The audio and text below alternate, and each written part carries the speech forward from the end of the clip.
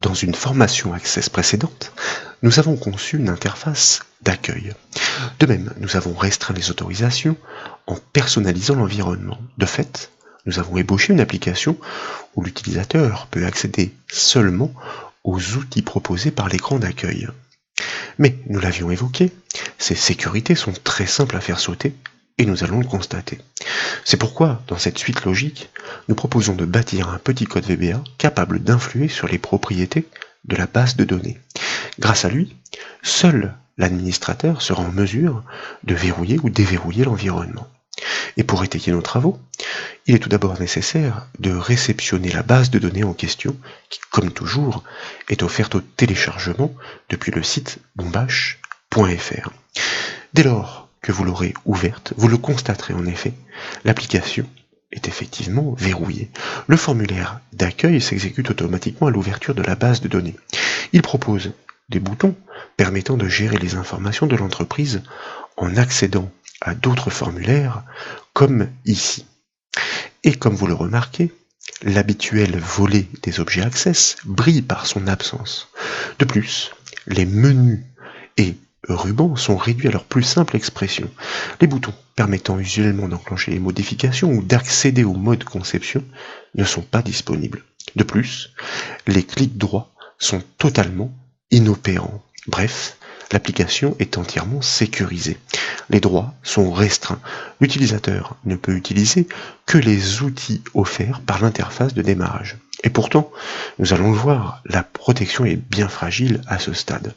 Je vous propose donc de fermer la base de données et puis, tout en maintenant la touche Maj enfoncée, de double-cliquer de nouveau sur le nom de son fichier pour l'ouvrir dans Access.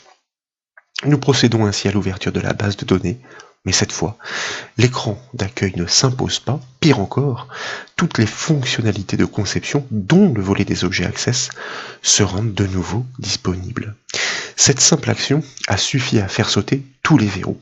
Pour rappel, la touche Maj est aussi connue sous la désignation anglaise Shift. Elle est matérialisée par une flèche verticale orientée vers le haut. Elle est située au-dessus de la touche CTRL sur le clavier. Désormais donc, n'importe quel utilisateur est en mesure d'intervenir sur la structure et les fonctionnalités de la base de données. C'est ce que nous devons empêcher pour offrir l'application en production. Comme nous l'évoquions, un bout de code VBA suffit à régler le problème en agissant sur les propriétés de la base de données en cours. Mais à tout moment, un administrateur doit pouvoir accéder à sa structure pour engager des modifications ou évolutions nécessaires. C'est pourquoi ces propriétés doivent changer d'état facilement par le biais d'un formulaire sécurisé. Et nous avons préparé le travail. Ainsi, nous focaliserons notre attention sur les instructions visuelles basiques. De fait, dans le volet des objets Access, je vous invite à double-cliquer sur le formulaire F-Accueil pour l'exécuter. Nous avions construit ce formulaire lors d'une formation. Il est doté de 5 boutons principaux. Les 4 premiers permettent d'accéder à des formulaires respectifs pour gérer les clients et les articles. Le dernier, sur la droite de l'interface, permet simplement de quitter l'application. Depuis cette formation, nous avons ajouté un bouton particulier. Il est situé dans la barre de titre. Il est matérialisé par cette icône d'un petit engrenage. Il est nommé d'ailleurs Réglages. Je vous propose de cliquer dessus pour constater qu'une boîte de dialogue apparaît. Elle invite l'utilisateur à saisir le mot de passe administrateur. Fort heureusement, l'accès au paramétrage est donc sécurisé. Et comme nous l'avions appris, c'est une macro Access qui est déclenchée. Elle exploite une instruction conditionnelle dans laquelle elle scrute la saisie de l'utilisateur. Et c'est la fonction Access B-entrée qui offre une telle boîte de dialogue. Je vous propose de saisir ce mot de passe ABC123 et de le valider en cliquant sur le bouton OK.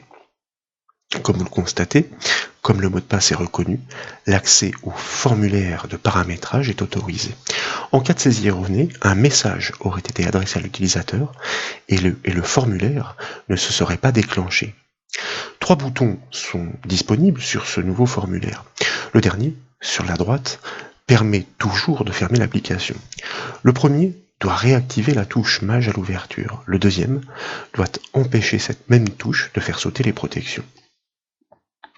Dans le ruban accueil désormais, je vous invite à cliquer sur la flèche du bouton affichage et dans la liste, à choisir comme nous le faisons usuellement, le mode création pour basculer dans la vue du formulaire en conception.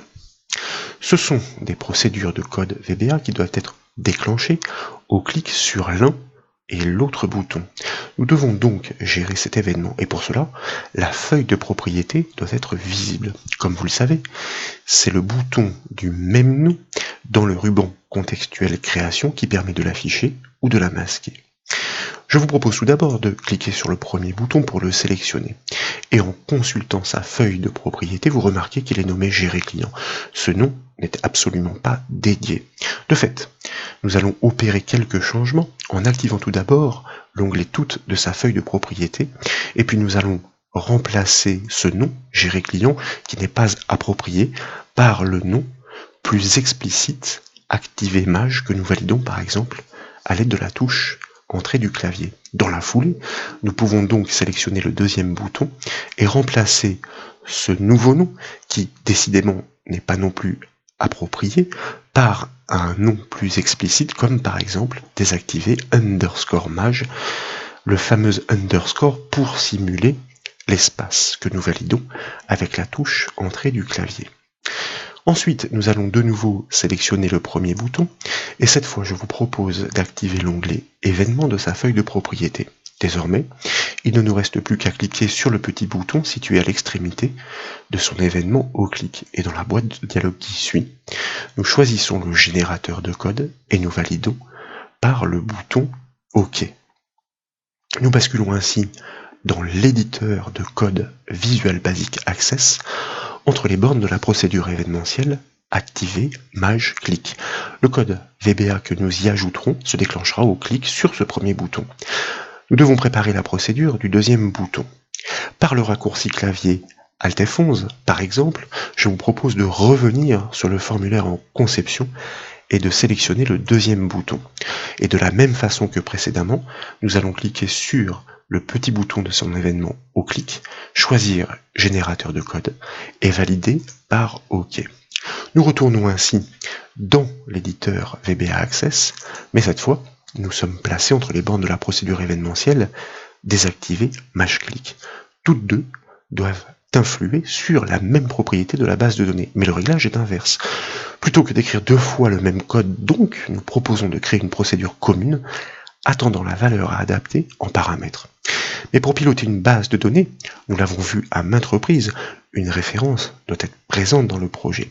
C'est pourquoi je vous invite à cliquer en haut de l'interface sur le menu Outils et dans la liste, à choisir Références. Cette boîte de dialogue qui apparaît rappelle les références déclarées pour le projet en cours. Et c'est la référence à la librairie Microsoft Office 16.0 Access Database Engine Object Library qui est nécessaire. Nous l'avions inscrite en amont. Le numéro 16 dépend de la version d'Office installée sur votre ordinateur. Et justement, pour des versions non mises à jour, la référence nécessaire peut être Microsoft ActiveX Data Object Library 16.0. Là encore, le numéro dépend de la version.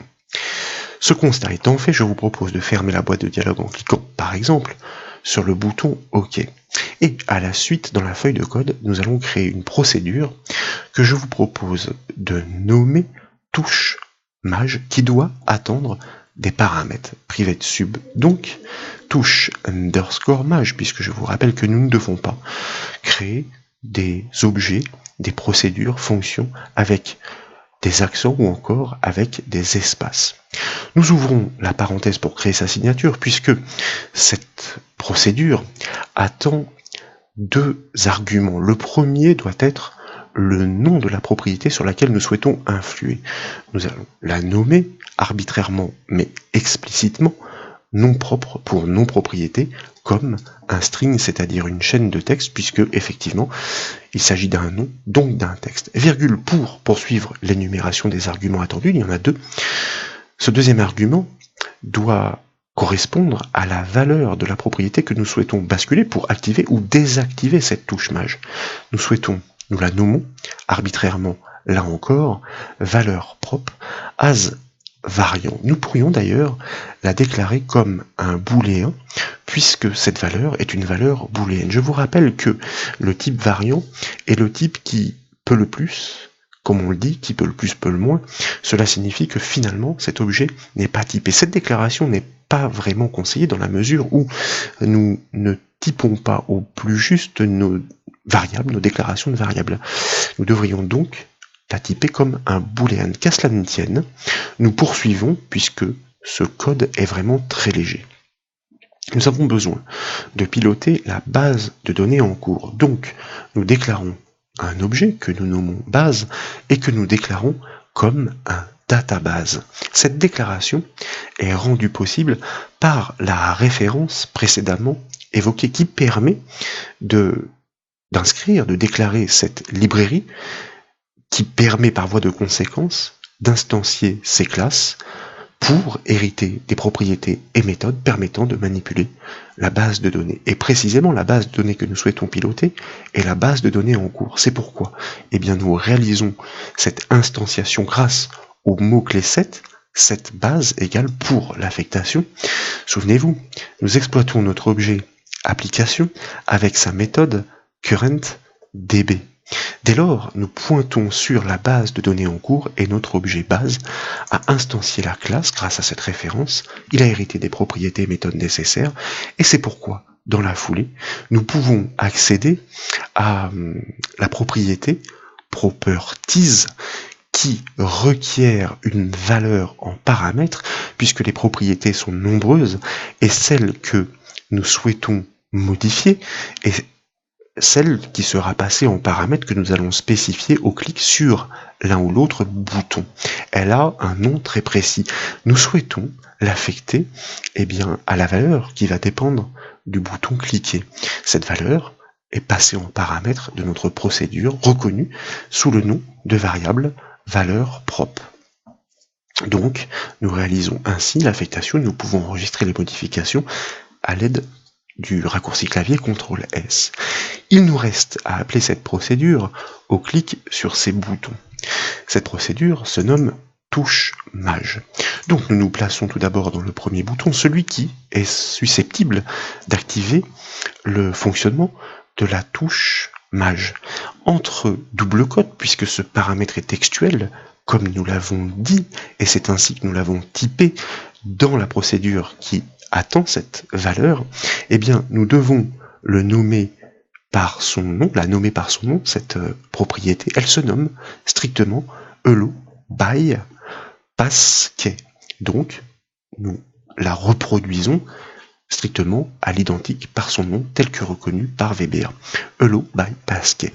Et puis, en deuxième paramètre, nous devons passer la valeur pour l'affectation. Est-ce que nous souhaitons l'activer? True. Comme je vous le disais, il s'agit d'un booléen ou la désactiver false. De fait, alors, avant de réaliser un copier-coller, je vous propose que nous ajoutions à la suite un message de confirmation destiné à l'administrateur pour lui indiquer que la touche maj, suite à cette action, a bien été activée. Désormais, en effet, nous pouvons sélectionner ces deux lignes de code pour les répliquer pour l'instant à l'identique dans la procédure désactiver maj de l'autre bouton. Il ne nous reste plus qu'à basculer la valeur. Dans ce deuxième cas, en effet, nous devons désactiver notre touche maj, c'est pourquoi nous passons la valeur false qui va être réceptionnée par notre procédure pour l'affecter à la propriété de la base de données. Et puis, dans ce cas, forcément, nous adaptons aussi le message destiné à l'administrateur, la touche maj a été désactivée. Alors, effectivement, cette déclaration variante me gêne dans la mesure où toutes les formations que nous avons pu réaliser ensemble, j'ai insisté à maintes reprises sur la nécessité de typer au plus juste nos variables. C'est pourquoi nous allons affiner et puis nous déclarons bien cette valeur passée en paramètre comme un booléen, valeur propre, as boolean. Désormais donc je vous propose d'enregistrer les modifications par le raccourci clavier CTRL-S, de basculer sur le formulaire en conception, par exemple, par le raccourci clavier Alt F11, de l'enregistrer à son tour pour mettre à jour les modifications, puis de l'exécuter par la touche F5 du clavier. Ensuite, je vous invite à cliquer sur le bouton désactiver la touche Maj, comme vous le constatez effectivement, le message de confirmation se déclenche. Qu'en est-il en revanche? Eh bien, pour le constater, nous validons cette confirmation.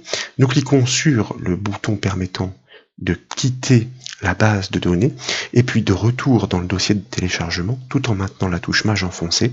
Je vous invite à double-cliquer sur le fichier de base de données et comme vous pouvez le voir, l'application reste cette fois complètement verrouillée.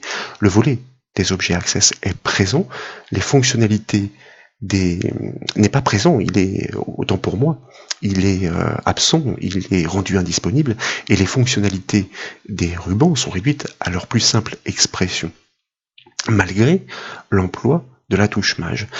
Inversement, je vous propose de tester le réglage inverse. Nous allons de nouveau accéder à l'interface administrateur en cliquant sur ce petit bouton de réglage. Je vous rappelle le mot de passe, ABC123, que nous validons. Cette fois-ci, nous cliquons sur le bouton activer la touche Maj. Nous avons bien le message de confirmation en retour. Nous quittons l'application et puis de retour dans le dossier de téléchargement tout en maintenant la touche Maj enfoncée. Nous double-cliquons de nouveau sur le fichier pour l'ouvrir dans Access.